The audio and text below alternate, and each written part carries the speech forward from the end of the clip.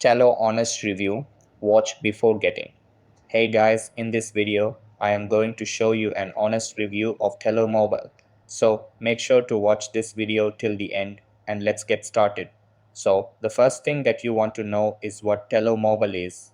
Over here, Tello is a low-cost, prepaid carrier that runs on T-Mobile's network.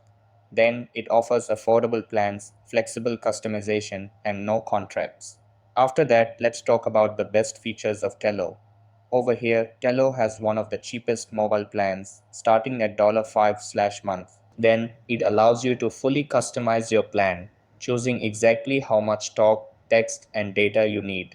Now, another great feature is that all plans include free Wi-Fi calling and mobile hotspot usage. After that, there are no hidden fees or contracts, so you can cancel or switch anytime.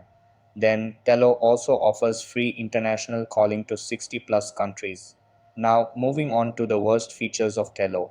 Over here, data speeds slow down during network congestion since Tello is a low priority MVNO. Then there are no physical stores or phone-based customer support as everything is handled online. After that, Tello only works on unlocked GSM phones, meaning if you're switching from Verizon or AT&T, you might need a new phone.